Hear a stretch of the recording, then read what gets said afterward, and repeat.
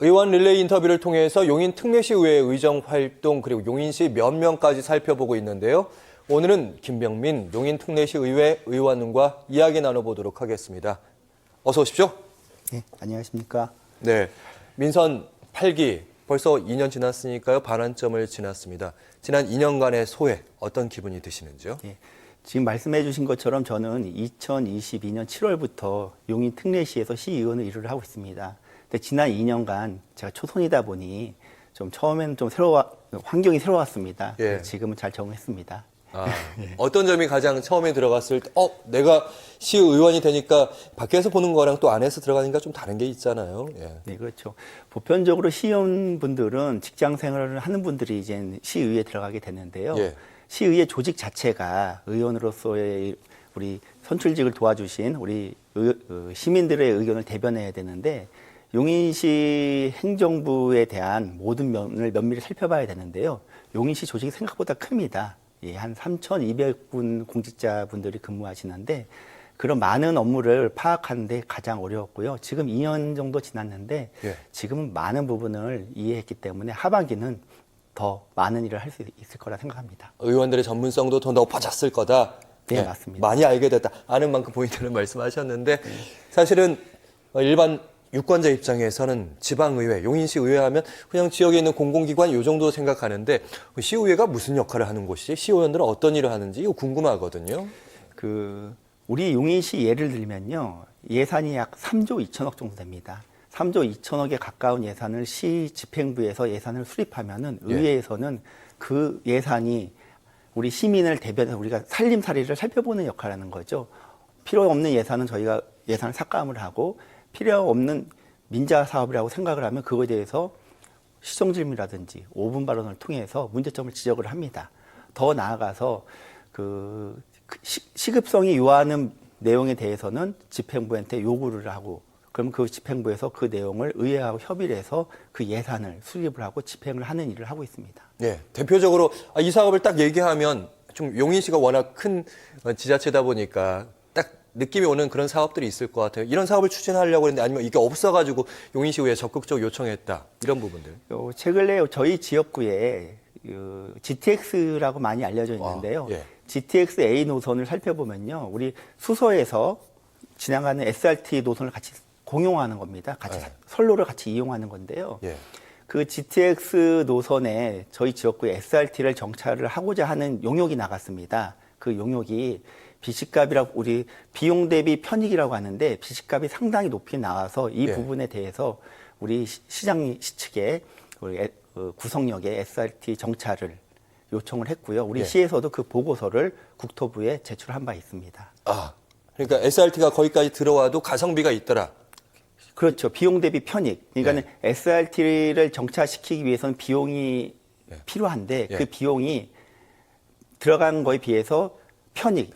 이익이 더 그렇죠. 많더라. 시민들한테 들어가는 이익이 높다는 보고서가 나와 있습니다. 알겠습니다. 방금 지역구 현안 얘기하셨으니까 그 얘기를 저희가 더 물어보도록 할 텐데 지금 구성동, 마북동, 동백동 이렇게 지역구로 두고 계시는데 거기서 제일 중요한 것 중에 마북동에 이 탄천변이 있지 않습니까? 네. 공원 조성이 가장 현안 중에 하나더라고요.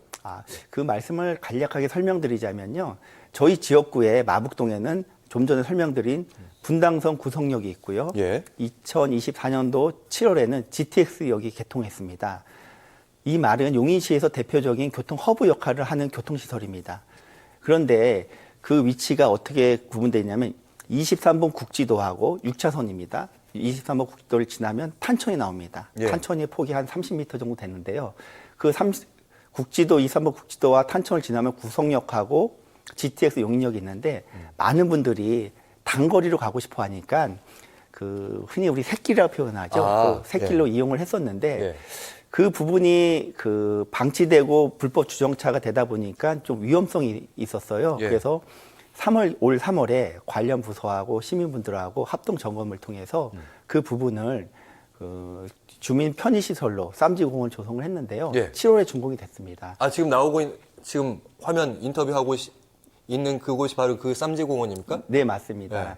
제가 시의원을 일을 하다 보면요. 이게 짧은 시간에 결과가 나오는 경우도 있고 2년, 3년 정도 걸리는 경우가 있는데 지금 보시는 저 쌈지공원 같은 경우는요. 3개월 만에 결과가 났는데 다행스럽게 그 부지가 예. 국공유지라서 관련 부서하고 협의가 잘 돼서 짧은 시간에 해결이 됐습니다. 성과를 짧은 시간에 큰 예산 안 들여서 이런 말씀 제가 그렇게 들었습니다. 네. 자, 방금 말씀하신 그 쌈지공원 문제, 이게 보행 문제, 안전상의 문제이기도 하고 환경상의 문제이기도 하잖아요. 네. 거기다 통학로 얘기를 해야 될 것 같아요. 학생들이 오고 가는 구성, 중고 통학로 문제. 이 부분은 좀 민원이 좀 많은 걸로 알고 있는데, 왜냐하면 저희 방송을 보는 분들이 시의원이 이런 일을 하는구나 좀 더 알릴 수 있는 기회인 것 같아가지고 이건 어떻게 됐습니까? 예, 이거 좀 이게 설명이 길어질 수 있는데 제가 괜찮습니다. 간략하게 설명을 드리겠습니다. 많은 분들이 용인을 보면 난개발로 이렇게 인식하시는 분이 계세요. 근데 저도 용인의 시의원으로 일을 하다 보면서 느낀 게 2000년대 초반까지는 좀 계획되지 않게 개발이 된 것 같습니다. 그래서 구성중, 구성고는 산 정상 부분에 있어요. 그러면 그 산 중통에 뭐가 있냐면 대단지 아파트가 있습니다. 근데 특이하게 구성중, 구성고가 마주보고 있는데 북쪽에서 올라가는 8m 소로가 하나 있고 남측에서 올라가는 소로가 있는데 북쪽에서 올라가는 소로는 버스가 종점이 구성중, 구성고이기 때문에 그 소로가 8m인데 종점이며 차가 어떻게 정차가 되면 한쪽 차선에 차를 막고 있습니다.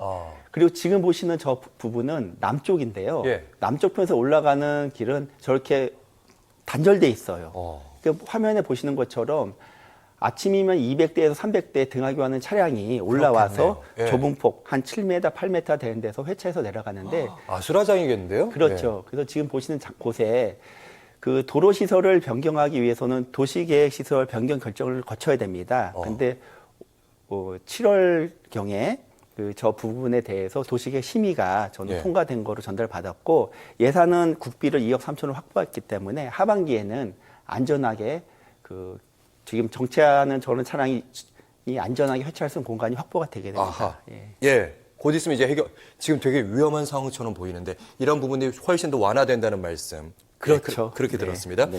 바로 또 현안들 이어가도록 하겠습니다. 아마 이런 비슷한 민원을 가지신 분들이 많으실 거예요. 그런 분들은 시의원을 찾으면 된다는 거 하나 네. 알려드리면서 교동초 승하차 구역 신설은 어떻게 되고 있습니까? 예.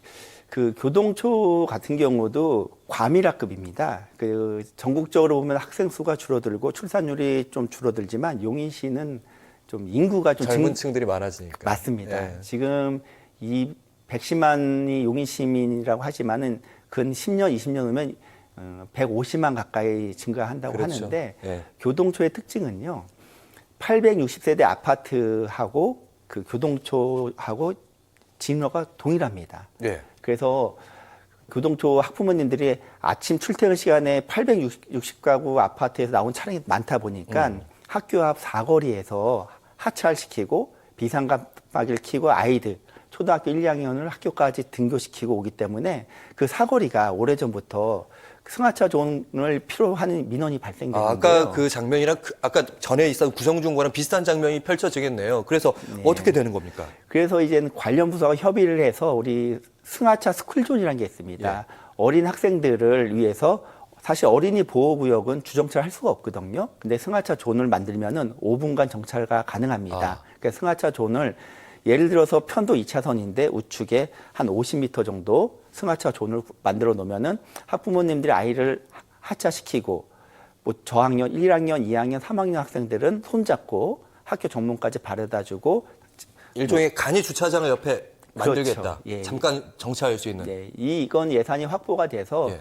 그 상반기에 공사를 시작하려고 그랬는데 학교 측에서 여름방학 때 진행을 해주십사 그렇죠, 해서 이제 그렇죠. 여름방학이 진행될 계획입니다. 예, 알겠습니다. 저희가 이제부터는 약간 속도를 좀 내야 됩니다. 네. 여러 현안들을 언급해야 돼서 마북천, 예, 이 마북천에 이제 비 오는 날이면 악취가 난다는 그 주민들이 많이 사시는 그곳일 거 아니에요? 맞습니다. 예. 그 흔히 분당에 사시는 분은 탄천을 많이 아시지만 그렇죠. 탄천의 발원지가 마북동에도 있고 구성동에도 있습니다. 예. 근데 지금 보시다시피 저 영상은 제가 주말에 비 오는 날 제가 찍은 영상인데요. 우리 시에서도 하천의 수질을 검사를 합니다. 예. 언제 할까요? 맑은 날. 그렇죠. 예. 평일날 합니다. 그렇겠네요. 그래서 시민들이 말씀해 주시는 거는 늦은 시간에 악취가 난다. 비 오는 날 악취가 나는 물이 흐른다. 그러니까 밤에 아니면 비가 많이 올 때 누군가 그렇죠. 뿌리는 거예요. 예. 그래서 이 부분에 대해서 제가 시정 질문도 드렸고 최근 내 시장님께서도 이 문제를 인지하시고 마부천 방문하셨는데요. 예. 저는 이 문제를 어떻게 생각을 하냐면 개별 오수 처리 시설이라는 게 있습니다. 일반인 분들은 잘 모르지만 우리 건물에서 물을 쓰잖아요. 그 물을 쓰면은 그 물을 정화해서 하천으로 방류하게 됐는데 그 개별 오수 처리 시설을 운영하다 보면은 고농도 슬러지가 발생합니다. 예. 그 고농도 슬러지는 처리 방법이 두 가지입니다. 탈수를 해서 탈수 케이크를 폐기 처리하든지 농축된 물을 위탁 처리하든지 둘 중에 하나를 해야 되는데 제가 보건대 악취가 많이 났거든요. 아마 저는 개인적으로 저게 그 잉여 슬러지라고 생각을 하고 그거는 우리 부서에 담당하는 부서에서 관리 감독을 하면 저 문제는 해결할 수 있다 생각합니다. 분명히 저걸 방류하는 쪽이 있을 텐데 거기를 좀 더 점검하겠다 공무원들이 이렇게 말씀 들었습니다. 네. 그리고 상습 침수 구역이 있다고 제가 들었습니다. 네. 그래서 청덕동 아파트 일원의 우수관료 설치 이 얘기는 어떤 얘기입니까? 제가 2022년도 7월 시의원이 되고 이제 간담회를 수차례 열었는데요. 첫 번째 간담회 한 곳이라서 기억이 납니다. 그 외진 곳에 있는 아파트 단지인데요. 주민분들께서 그 대로변에서 아파트 단지까지 가는 길이 한 600m 정도 되는데 그 중에 일부 구간이 침수가 된다고 해서 제가 나가봤어요. 예. 근데 비가 오면은 한 10cm 정도 물이 차 있습니다. 평지인데 우리 흔히 차도에 보면은 우측에 물 빠지는 우수관로라고 하잖아요. 그렇죠. 예, 그곳이 있는데 거기 물이 잠겨 있는 거예요. 그래서 관련 부서에 물어봤더니 그 우리 부서에서도 거기가 상습 침수 구간으로 이렇게 저지대라서 그런 겁니까? 아니면 그래서 제가 하도 해결이 안 돼서 네. 한번 CCTV로 관로를 점검해 보자 그랬는데 결과적으로는 바깥에는 우수관로가 있는 것처럼 돼 있지만 하부에 설치가 안 돼 있는 걸 확인을 모형이 했습니다. 그냥 모형인 거예요. 그래서 장비 없이. 예, 20여 년 전 일이라 그 원인은 제가 밝혀내지 못했지만 예산을 확보해서 이것도 예. 문제는 해결했습니다. 예. 알겠습니다. 네. 그리고 이 주제는 요즘에 관심을 많이 가지실 것 같아요. 환경 친화적 자동차 관련 조례. 여기 좀 설명이 좀 필요할 것 같습니다. 네. 이 조례는 작년에 발의해서 조례로 만들었는데 이 문제는 사실 민원 전화를 받고 만들게 됐습니다. 작년에 한 2,000세대 되는 아파트 주민이 전화를 주시더니 이제 주민 입장입니다. 최근 내 지하 주차장에 충전 시설이 많이 설치됐다. 이거 지상에 설치돼야 되는 거 아니냐. 언론을 통해 보니까 충전하다 화재가 발생되면 못 끈다고 하더라. 그래서 제가 이 부분을 살펴봤는데 그 작년에 이제 전기차 친환경 자동차 보급을 확대하기 위해서 국비로 충전 시설 인프라를 구축하는 국비 사업이 있었습니다. 예. 그 사업을 아파트 측에서 지하 주차장 공간에 설치를 한 건데 제가 이 부분을 특정 지상으로 공고할 수 있는 규정이 없어서 그 조례를 지상으로 충전 시설을 설치할 수 있는 이런 내용을 담은 조례를 발의했고요. 예. 제가 약간 경험담을 말씀드리자면 한 5년 전에 그 전기차 부분 아니고요. 제가 한 1,200세대 아파트에 거주하는데 주말에 안내 방송이 나왔습니다. 지하 주차장에 화재가 발생했으니 대피하라고. 근데 안내 방송에 엘리베이터를 사용하지 말라고 합니다. 그래서 제가 궁금해서 그 검색을 해봤더니 대부분 지하에 있는 주차장에서 화재가 나면 엘리베이터가 굴뚝 역할을 한다고 합니다. 그렇죠. 예. 그래서 이게 지하에 화재가 발생되면 모든 사람이 대피를 해야 되고 더 나아가서 지하에 있는 경우는 소방차가 들어가기 어렵다고 합니다.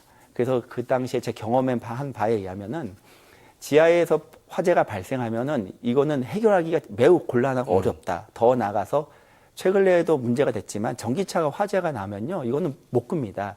제가 그 소방서 관련 부서하고 간담회를 개최했는데 뭐 매뉴얼화 된 건 아니지만은 지게차로 들고 외부 나와서 그 물로 된 수조에 담근다든지 그렇죠. 뭐 예. 질소포를 돕는다든지 이런 얘기를 하시더라고요. 저희가 시간 관계상 그 부분은 언론에서 많이 언급됐기 때문에 네. 예, 뒷부분은 저희가 좀 더 의정 활동에 좀 챙겨주시고요. 네. 그다음에 경찰대 이제 아산으로 이전했지 않습니까? 여기를 지금 LH가 지금 주택지구로 개발하고 있다는데 거기에 어떤 부족한 부분이 있다면서요? 예.